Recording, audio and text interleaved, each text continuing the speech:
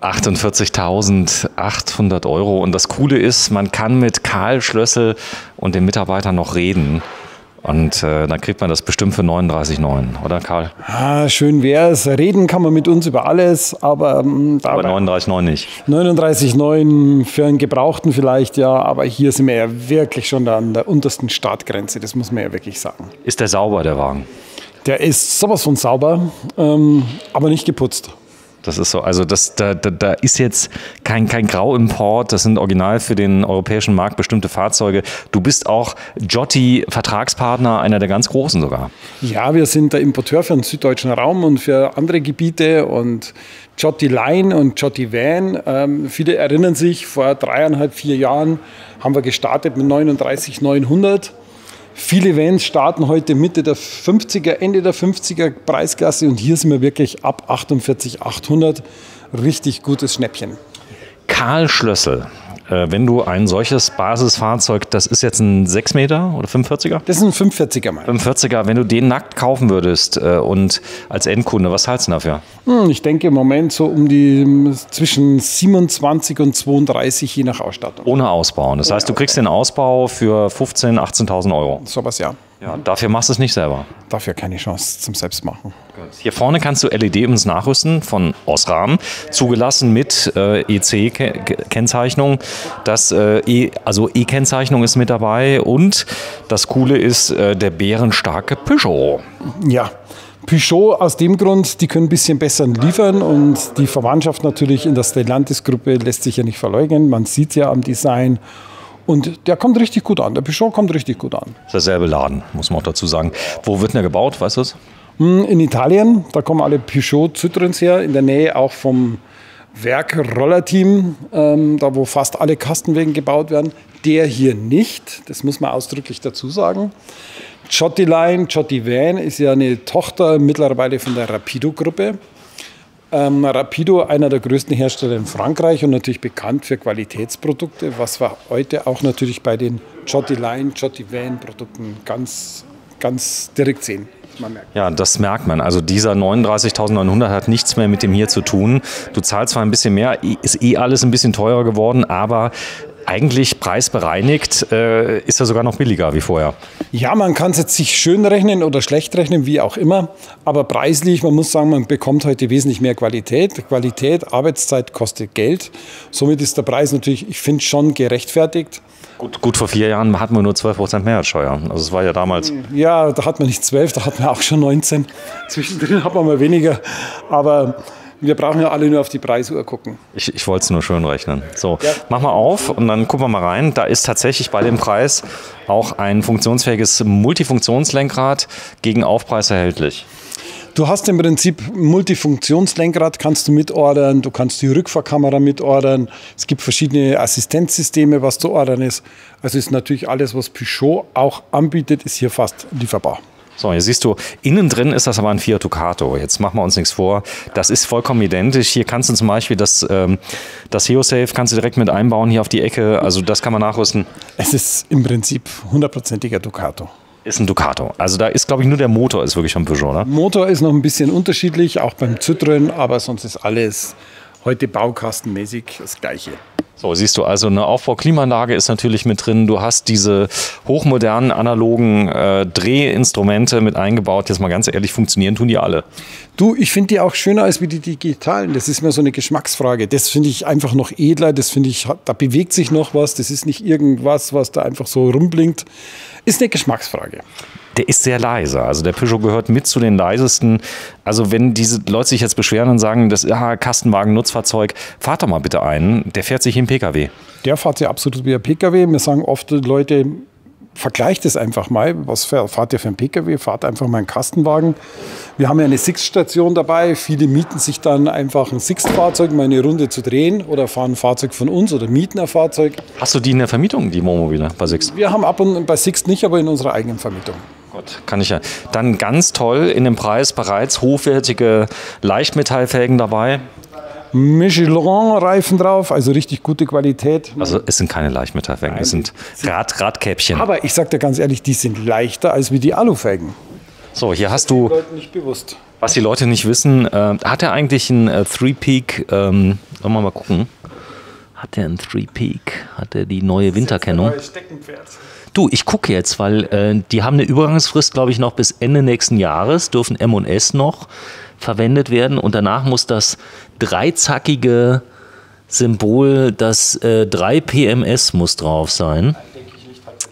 Nee, hat er nicht, aber da hast du einen neu entwickelten Stempel und dann kann man das nachträglich mit ein bisschen Hitze dann reindrücken. Hast du den entwickelt? Bist du der Entwickler des neuen Stempels? Nee, das ist so, es gibt eine Übergangsfrist.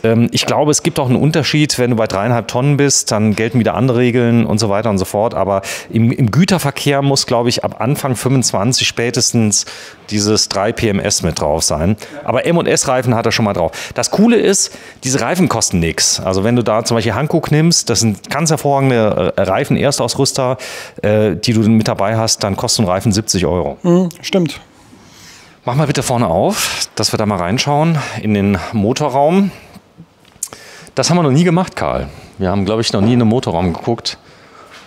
Denn bei solchen günstigen Angeboten 48,8, da gucke ich doch schon mal näher hin, ob da nicht denn doch ein Zweitaktmotor aus Zwickau drin ist. Aus Zwickau? Nein, ist hier nicht drin. Nichts aus Zwickau. So, das wollen wir mal gucken. Nee, obwohl die sehr gute Motoren gebaut haben. Also hier siehst du Peugeot Service. Also ich fahre nicht zu Fiat in die Werkstatt, zu Peugeot. Nein, du musst mit Peugeot zum Peugeot Service und Citroën Service und Fiat Service. Es gibt viele Händler, die haben alles drei auf einmal. Ja, viele Servicebetriebe haben halt alle 3 Marken. Ist das der 2.2, 2.3? Das ist der 2.2. Gut, also der ist richtig schön. 140 PS. 140 PS. So, mach mal zu. Und Motor ist drin. Ja, ich hab's gesehen. Hast du ein paar da? Es kommen noch ein paar einzelne Stück für 23, 24, aber die sind nicht mehr viele. Gut, also gerade diese Einstiegsklassen. Und bitte schaut genau hin. Also wenn ihr Fahrzeuge unter 50.000 € kauft, du kriegst hier bei Jottyline viel fürs Geld. Du kriegst extrem viel fürs Geld. Wir haben ja andere Kastenwagenhersteller auch, sieht man an der Zahl. Aber für diesen Preis, sage ich, roundabout 50.000 € ist das schon ein richtig Top-Angebot. Verarbeitung. Also die Franzosen haben ja ein neues QM draufgelegt, Qualitätsmanagement, das merkst du richtig. Das fängt schon an bei dem Doppelboden, der mitgeliefert wird.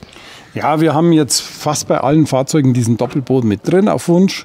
Das heißt, du hast eine Schicht drin, wo Hund, Katze, Maus mal drüber laufen kann. Du legst dir das im Winter rein, kannst auch schmutziger reingehen und der normale Boden bleibt dann nicht beschädigt. Du siehst aber auch ich mache mal das Licht an, kurz Karl. Jetzt bitte. Du siehst auch von der Verarbeitung hier schon in großem Maß, wie die Spaltmaße alles neu verarbeitet wurden. Es ist wirklich schon ein toller Hingucker geworden.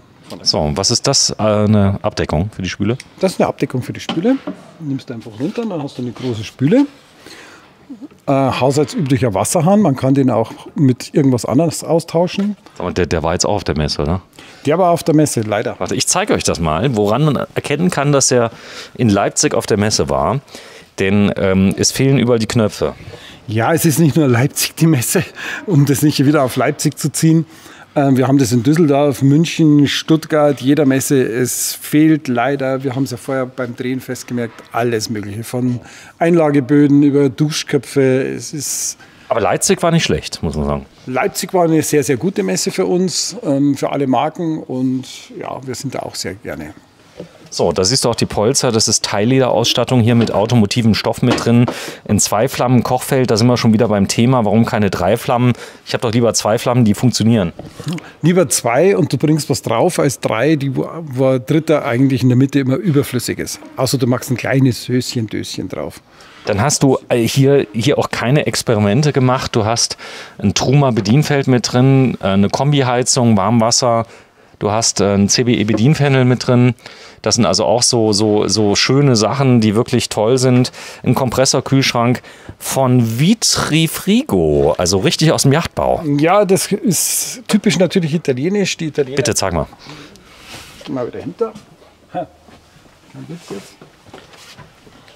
Sieht also richtig auch gut aus. Von der Raumaufteilung des Kühlschranks finde ich den eigentlich sehr optimal gemacht.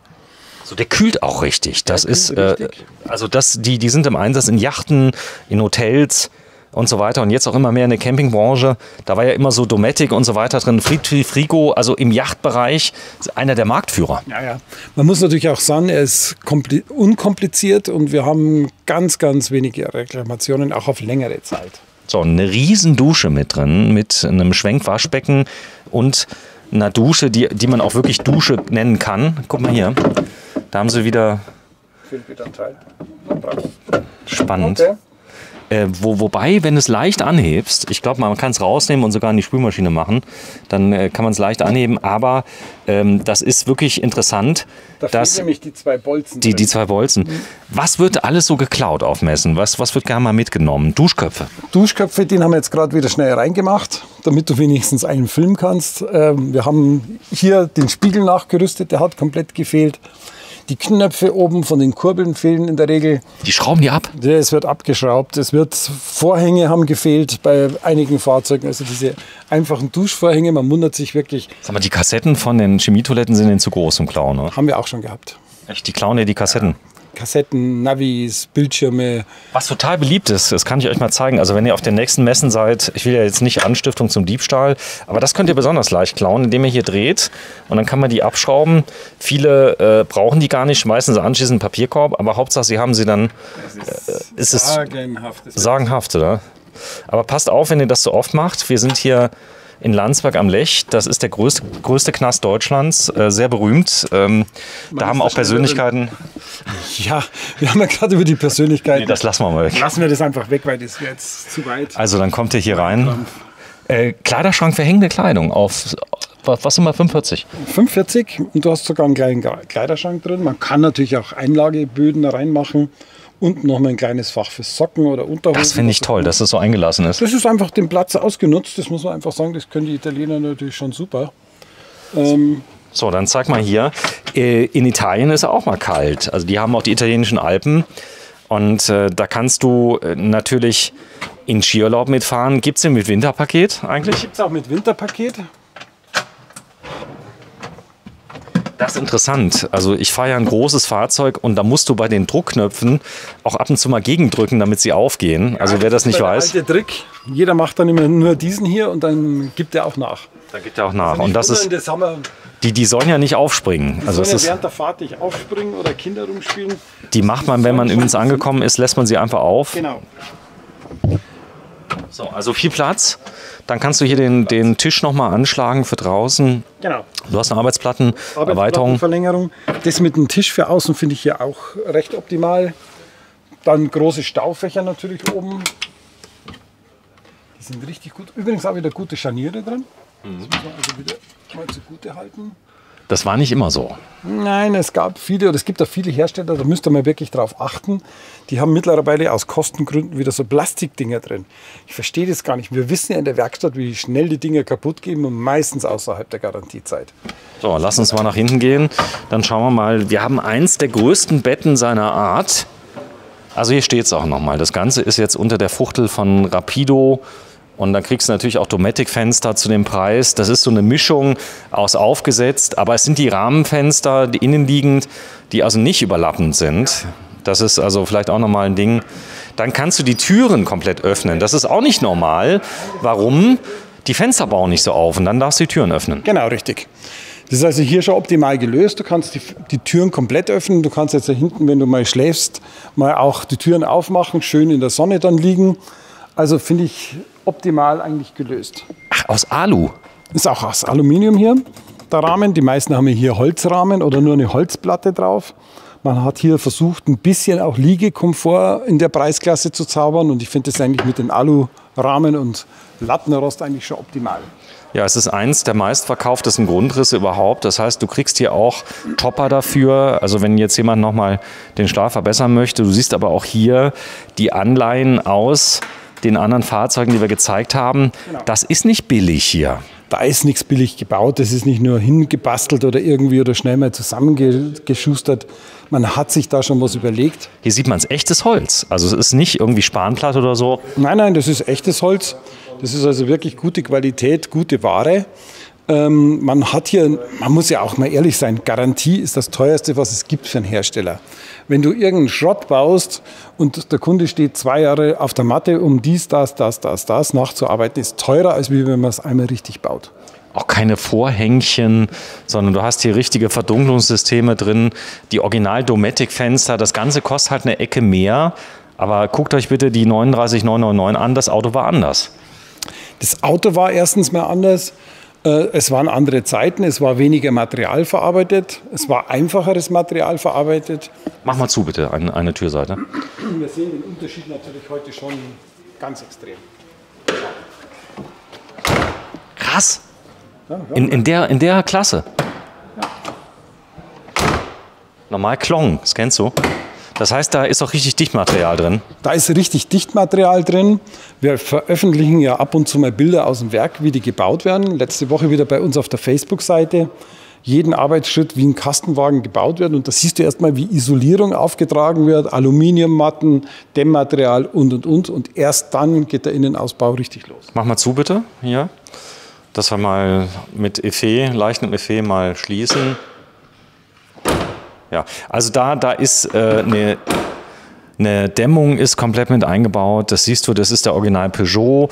Und auch hier, Thema ist natürlich, weil die Leute immer sagen, ach, die Kastenwagen stehen wie Hauf auf dem Hof. Das stimmt gar nicht. Es gibt auch hier wieder bestimmte Produkte, die unglaublich gefragt sind. Es gibt Produkte, die gefragt sind. Nur diese typische Massenware für einen Einheitspreis, die ist natürlich sehr schwierig geworden. Wenn du so ein Fahrzeug wie hier, 5,40 Meter oder den 6 Meter Jotti und dann nur zum Preis fast eines gebrauchten anderen Fabrikats hast, aber neu, dann ist das natürlich schon hochinteressant für die Leute. Cool ist es, wenn du nachrüsten möchtest. Dann kannst du nichts verkehrt machen, kannst später eine Dachklima draufbauen. Man kann sie auflasten, 3,8 glaube ich geht, oder? Du kannst bis 3,8 auflasten. 300 Kilo mehr auch nochmal, wenn es ja vielleicht mal irgendwann mal die Lösung gibt, dass bestimmte Fahrzeuge dann doch ein bisschen schwerer sein dürfen. Für einen Rettungsdienst ist es ja schon erlaubt.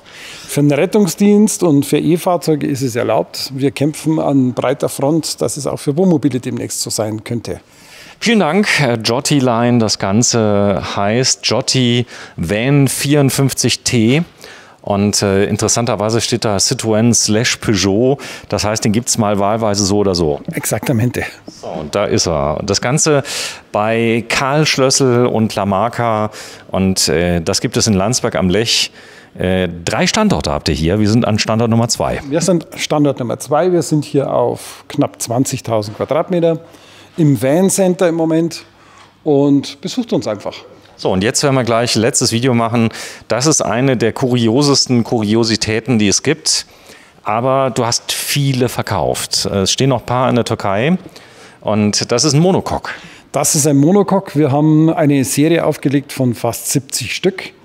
Und bis auf ein paar Fahrzeuge sind jetzt alle weg. So, und das werden wir gleich mal zeigen. Hottomobil, eines der am besten verarbeitetesten Fahrzeuge Europas und der Türkei. Tschüss.